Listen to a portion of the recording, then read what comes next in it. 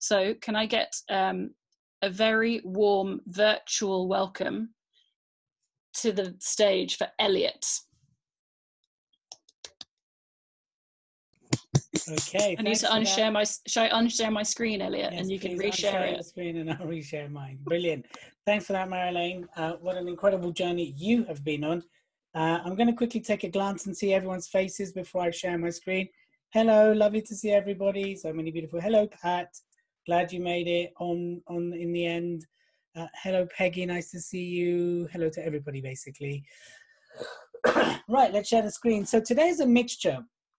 What I'm going to do is I'm going to give you some very powerful steps to get booked. And through that, talk about why that makes you more confident about getting booked. And it's everything that I know that if you have in a row, you'll be confidently booked. And that's the clever spin on this. And I know for some of you, you've done this before. And I know some of you, this is fresh. But either way, just use this as an opportunity to review and take stock on what's going on and everything like that. So let me just share my screen. And of course, if you have a question, do put it in the chat box, and then I will answer it when I take a pause. Cool. So let me just do this, and you can see my screen. Okay, let's get going with that. Marilyn will keep an eye on people coming in. So as you heard, very well put, and thanks for that, Marilyn. I am the co-founder of Speaker Express. I've been involved since 2010. We became a real business in 2013, and we've gone ever since. I run the UK Speaker Express, and it's my job to grow it, get it out there, get it going, let it become something formidable, a force to be reckoned with. So I don't know if you're aware or not, but the world has changed. The world has changed. And is anyone aware of that? Do you know, have you noticed there's something different about the last few hundred or so days? You know, everything's been the same, right? Everything has changed, everything. And whatever theory or conspiracy theory you do or don't believe in, the fact is the world's a very different place. Events have changed. How events are going to happen moving forwards have changed. And what's really important to understand is how the industry of events and speaking has changed with that. And you need to change with that as well. I don't know if any of you are on my Facebook page, but today I shared the Kodak story, which basically is about this massive monster of a company that didn't move with the time, didn't move in time, and therefore they got left behind and eventually declared bankrupt. Now, of course, that's not anything we want for anybody here. What's important is to understand how things have changed. And the way the industry's changed is we're going to see more and more hybrid type events. So events where people dial in, there's a small number of people in the room, but most people dial in virtually. A lot of the big players aren't going to be putting on big events or big conferences physically. What they are going to do is they are going to move to the virtual space. Now, in order to do that, you've got to move with the times. You need to be current. I saw there's a variety of different industries and it's great. We've got AI and we've got a stylist and we've got coaches and authors, and we have all kinds of people on this. And what is so important is that you remain current. So really use today to almost stock check where you are and what you need to do. Because if you want to confidently get booked, these are the things you need to be in line, get in line so you can be confidently booked, so you can still speak. Because I tell you this right now, the opportunities are out there. In fact, there's more. And what's happened with the industry now is actually it's leveled the playing field. What's, you know, those who got paid bucks and bucks and bucks actually now are meeting everybody in the middle, and they're out there competing with everybody to get those speaking slots. Of course, the high earners still get that. But what's happened is now the budgets have changed, the requirements have changed. And something that you must keep in mind is people have moved from information to implementation. They've moved from information to implementation. So the more stuff you can share that's implementable, actually the more current you're going to be, right? And of course, I can take any questions as we go along as well. Actually put them in and then I will listen to them or read them out later. So the world has changed, we're all aware of that. So let's talk about the 7 steps to confidently get booked, right? One thing I want to say up front is when we talk about, these are very practical steps. What you must understand is you've got to get used to the no, right? Get used to the no, the no. And what I mean by that is you've got to get used to putting yourself out there and getting rejected, so to speak, or not getting the answer you want. And actually, something that we started doing in one of our Facebook groups is doing the whole go for no. How many no's have you gone for on purpose? Now, I know some of you that dreads you, like, oh my God, no, I can't deal with no's, rejection. But the more you get towards no's, the closer you'll get to a yes. And the more you get used to no's, the better you become at pitching yourself, which I'll talk about as one of the 7 steps. Right. So I want you to be aware of that. If you want to be confidently booked, you've got to get used to rejection. You've got to get used to no's, and you've got to get used to putting yourself out there and being visible. Do not wait for people to come knocking on your door. I love it when that happens, but actually a lot of your visibility, a lot of you getting booked, a lot of how you put yourself out there will come from the ability to stay out there and deal with the knocks and deal with the no's. And that's a key aspect of getting booked confidently. So let's talk about the steps to get you booked confidently. Number 1, I talked about being current, right? And really take a chance to look, are you current with your content? Are you up to date with the content? Are you aware of what people are wanting for the next 12 months? So if you're not, I'm going to give you a list of the hot topics post COVID-19, but you need to be current. And there's a lot of ways to work your way into being current. As a lot of my members have found out recently, it is about tweaking your content so it fits into what people want. That's how a few of them ended up on BBC and interviews like that. And one just booked herself on an Amazon conference. You can take what you're already doing and position a way to make it current. So the question is, are you current? And be very honest with yourself, because the talk you were doing 6 months ago isn't appropriate, maybe. Talk, and some people just have that one talk, which is great, right? Having that one talk you can do again and again. But we know how quickly the market changed. My whole business had to change overnight, like many businesses, including our messaging. So the talks I was doing 4 months ago became obsolete. So I had to reinvent them so they are current.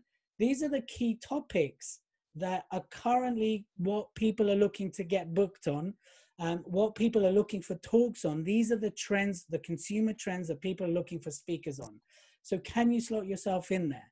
You know, green pressure, it's about pressuring industries to turn green. It's no longer about, oh, I buy, I recycle. It's more about shaming the companies that aren't. Brand avatars, it's all about having a real avatar that talks, right? That talks and creates a relationship. There's demand for that. That'll be Nathaniel's field. The AI field is huge there at the bottom as well. Like, that is a huge topic. Now let's see if I can say this. Metamorphic, yes, did it, dropped it. Metamorphic design, and that's giving the customer where the experience of buying is unique. And you've noticed the trend in a lot of the big players moving to metamorphic design, and that's really giving people an experience. Burnout is huge, people. It's getting bigger and bigger. Mental health is getting bigger and bigger coming out of COVID-19. Civil media, so this is having privacy is huge. But what's happening is there's a rise of apps that are coming out that are creating small, safe spaces. Now, there's 2 advantages. 1, it means your data isn't being read and monitored.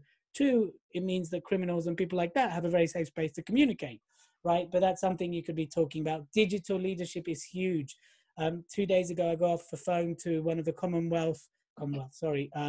Chambers of Commerce, and they're looking for speakers to talk about digital leadership, and then AI is huge. So those are the current topics that are relevant and people are looking for speakers on. So are you current? The next part of it is, do you have the right images that show you off? Do they show what kind of speaker you are? And that's a massive part of it, because the image you put out there, if people are looking to book you, right, then they need to see what kind of speaker you are. And that's really important. Online or offline, it works the same way. So what I'm showing you here is 3 different images, and they convey 3 very different outputs if you're looking to get booked. So do you have the appropriate images that show you to be the speaker you want to get booked as, right? So to the left there, we have a former member called Eve, and she does a variety of small rooms and workshops. She does big rooms as well, but really she did a lot of networking events and talks around that. I'm in the middle there. That's a room of 100 plus where I'm speaking. So when you see that, you see big, well, hopefully fairly big speaker.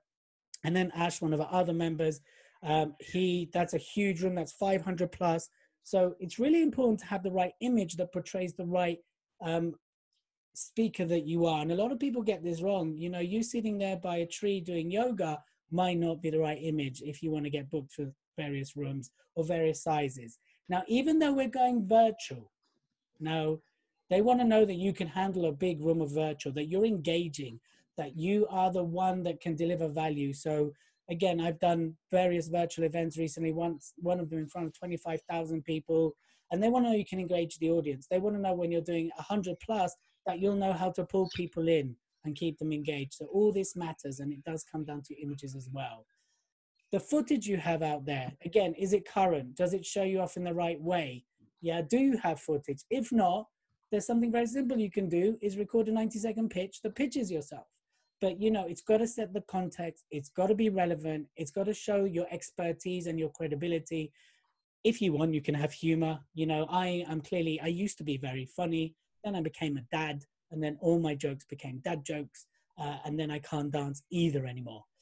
Make sure it's short and to the point, and of course has a clear call to action. So what you can do by doing this, now if you've got good footage, of course getting booked confidently is an easy thing because it shows you off in the right way. Again, something that you need to do and get out there to stand out and get booked is having good footage. If you don't have footage, that's okay. Just record a picture of yourself and deliver that to people about what you could talk about. Yeah. Do you have a good speaker bio? Now, not your bio, as in about the speaker bio. What's in it for the person that's booking you, right? This is key again, because remember, you might be brilliant, but they're looking for people to serve their audiences. They're looking for people that fit into their boxes. And I'll come to that when I talk about the two avatars. But it's really important when you've got a bio, it outlines your experience, it highlights any awards, accolades, published, you know, that basically builds you up. It's the time to brag, people. Then, of course, what will the audience get from your talk? So what is in it for them? Yes, too many bios I've seen talk about how great they are, not as much as what's in it for an audience. What makes you different? What gives you the unique perspective that they will book you? And then, of course, what are key takeaways from your talk? So these all key aspects that help you get booked, confidently book. Again, if you do all the first steps right, then it's just a matter of conversations about the booking aspect of it because you've done all the hard work, right? Do you have like the 1 or 3 to 5 talks, yes, that you're known for, that you're getting known for, that leads you to getting more bookings? And if you don't, well, then definitely think about having one. If you have 3 to 5, which a lot of speakers have, again, go back to that question, are they still current? I need to update my website because I need to change the names because I've done more talks that are more current. So myself, there's a note to me as well. Are you laser focused about the kind of bookings you want? So a lot of people do the whole, you know, I just want to speak, or I just want to speak on personal development. I just want to speak, you know, in front of fashion bookers, or I just want to speak in AI. But the more focused you are, actually the effort you will put in will reap greater rewards. So if you're focused about, I want to speak at colleges, or I want to speak at universities, that's, you know, that's so vague. But if you're like, I want to speak at colleges such as Oxford, Cambridge, you know, high top colleges or top universities, then actually how you will approach it will be completely different, right? The whole effort and energy you'll put in will be very different. So instead of going for the odd one, you will look how to get booked onto those type of events. And then what you do is you hit them all at once versus going for the odd one. So be laser focused about the type of events you want, the type of conferences you want to speak to, the type of companies you want to speak for. And that's when you get laser focused and actually you'll produce better results. And the last one is this, right? And I'll take a break to take any questions and we'll go from there, and also time check. Know how to pitch yourself. Please understand that you're pitching to 2 avatars, right?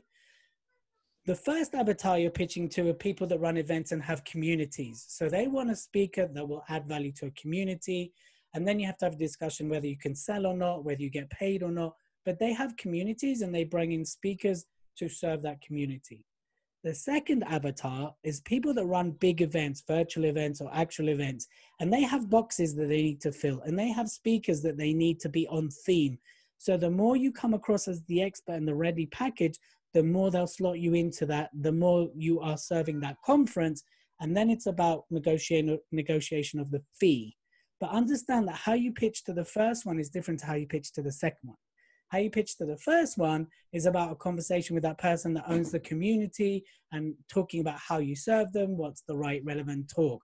The second one is understanding how they book, how to get booked, and how you fit into their theme. So how you pitch yourself is different to the first one. Yes, I hope this is all making sense. And you've got that. So let me take a pause now and take any questions you might have. You can unmute yourself or you can quickly type it in the chat box. And then how am I doing for time, Marilyn, by the way? I can't hear you. I revert to Andrew, our master timekeeper for this evening, but I've got it at approximately 15 minutes, so you're halfway through. Fabulous. Okay, any questions? And it's important I answer the questions for you guys. So who has questions about anything that I covered? Because I know that was like, tell me who has questions. Is that your hand going up there, Nevo? Go for it. Do you want to unmute yourself? Go for it. Yeah, Nathaniel here. Oh, Nathaniel first. Okay. Okay. Can you elaborate a little bit more about bio? What kind of bio you're talking about? So what you need to think of, Nathaniel, is when someone's looking to book you, whether that's Avatar 1 or Avatar 2, it needs to show you as a speaker, and you need to display what's in it for the person booking you. So as well as how brilliant you are, they need to understand how you fit into their event. And that's where the bio comes in. My bio will change according to the client I have. No, you want, well, you can adapt it slightly, but you want one bio that shows you off, right? Okay. So just make sure within that bio, you have how how the audience can benefit from your talk, the new insights that you bring, what are people going to feel or felt when they've heard you talk. You can have one bio for that. Don't worry about writing one for everybody. They'll take, applying for lots, they'll take ages.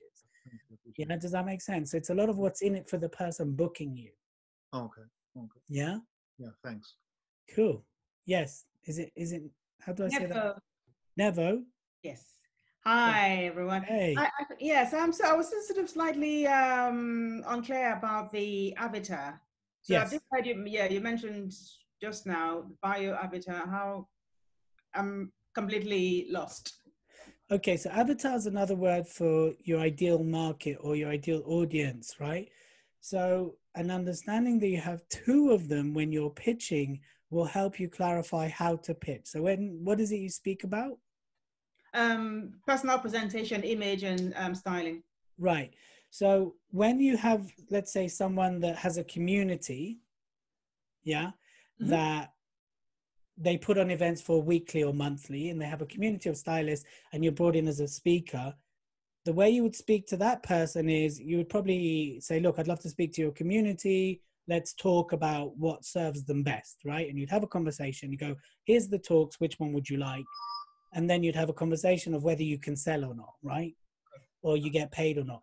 The second person you're pitching to is event organizers, so industry event organizers, conference organizers. And the way you pitch to them is very differently because you have to understand, what is the process of getting booked? How early on when they're setting up the event do they choose their speakers? You need to understand things like how many people sign off on a speaker. Is it one person? Is it 5 people? Right? So you need to understand that. And then you need to make sure that you fit into their theme. So because normally when they do big events, they have themes around it. So it's understanding how you fit into their theme of that year or that quarter. So you really have to adopt your pitch according to what they want. Yeah. Okay. Does that answer your question? Yes, it does. Thank you very much, Elliot. My pleasure. Anytime. Pat, is that hand up or you just playing with your glasses?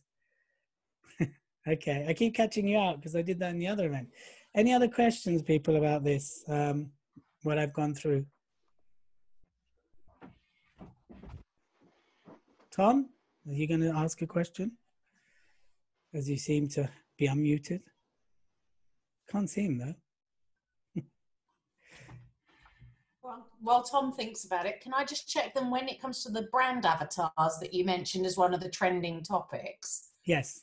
So me, when you first say avatar, I think of like a cartoon icon kind of thing. So are you meaning caricatures almost, or are you meaning real live people that help showcase or show off somebody's brand or products? Or I didn't fully understand that term, Yeah, so like that expression of avatars so there. brand avatars are really hot right now, because what companies are doing, instead of dealing directly with customers, is they're creating AI clever avatars. So they're actually like cartoons that will engage with your market and with your audience. So Wendy have one, you know, Wendy the burger chain in America. There's an avatar that's got 2 million followers on Instagram that was featured in a Levi ad. I can't remember what company, but basically they're really hot right now, because what it does is it bridges the gap between the customer and the company. And a lot of people don't like speaking to companies, but they'll open up to an avatar, which they know isn't real, but is so pretend real that people will actually have a conversation with it. And it gathers data, and it goes and solves problems, but they're building this relationship with avatar. A bit like, you know, in Japan, there's a lot of people that are dating avatars. They're not real, but they have this relationship with avatars. So they brought that over to consumers, and they brought that over to customer service. That's what that is about. Okay, thank you. I wasn't aware of that, so that's See? Every day's a learning day. Thank you. Yeah, it's becoming bigger and bigger, and you'll see more and more companies doing it. Yeah, I'll probably see it now you've mentioned it. You'll notice it. Yeah, absolutely. Yeah. Brilliant. Tom, did you have a question, or were you just off mute there? No question. All right, cool. So let me carry on. So tell me, what's your biggest learning? What's your biggest takeaway from that presentation? Let's put that in the chat. What's your biggest takeaway from what I just shared with you about confidently getting booked, the 7 steps? While people are doing that, Elliot, my question for you is, when did you realize that you weren't funny anymore? Oh, you know, that's tough. That's a tough question you asked me there. Yeah. I think it was a gradual thing. I don't think it was a moment. I think when I realized it gradually when people started to laugh less and less. And I think since having a second child, it's completely gone. I got nothing. Just fully morphed into dad jokes only. Completely, like no more I noticed frequently you're using rather dated references. For example, Zoolander, so hot right now. Zoolander? Yeah, do you not? Who used Zoolander? You said brand avatars are so hot right now. Oh, I see. Actually, maybe I'm the dated one if I was the only one that picked up on that. Yeah, I think so. Clearly, yeah. Okay, we've got some responses now. Brilliant. Footage, okay, good. Footage of me pitching, how to pitch to avatars, what's in it for me, good. How you put messages out there to attract customers, change the time, stay current. Yeah, being up to date and relevant. Good learnings there. I would need to add the audience will get from my talks. Yes, you've been on a bit of a journey lately, Catherine. So good. I'm glad this is all sinking in, and it's never ending, people. It is getting yourself out there and stuff like that.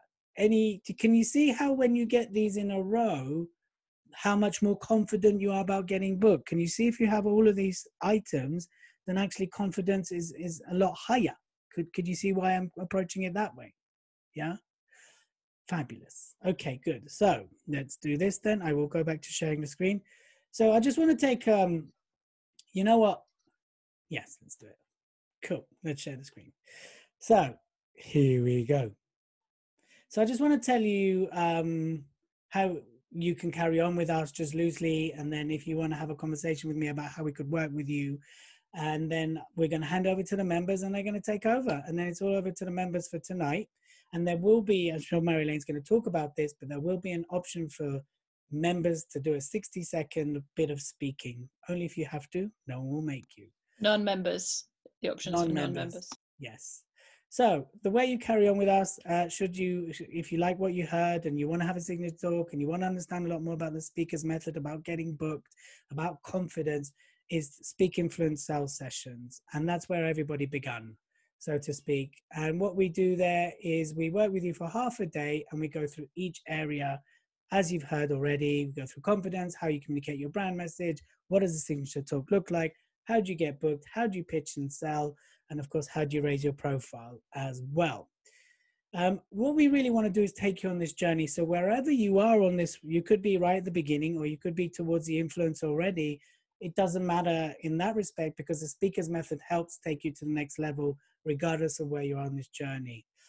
What you'll gain from the day is you'll learn a lot about your speaking strategy. You'll actually leave with a 90-day action step. And of course, you'll get great in-depth insight into business building, into how to use speaking to grow your business, and how to attract your ideal clients. And then, of course, how to grow your business. That's what we'd offer through that. Those are the key outcomes. It's £47 for the last time. That's it. August, it goes up. So it's 47 plus VAT. The next one's on 7th of August. If you can't make the 7th of August, the next one will be in September. So book tonight, we can change the date. So I'd love to carry on working with everybody on this call, of course. If you're not sure, let's have a chat, right? Let's have a chat about it. It's informal. We'll connect. We'll discuss what the best option is for you, and then we'll go from there. So that's all you need to decide, whether you'd like to spend half a day with us or have a conversation with us. I'd love to do that and carry on working with you. And that, I believe, is me for tonight. Over to you, Marilyn. Thank you ever so much, Elliot. Every time you go over those things, I learn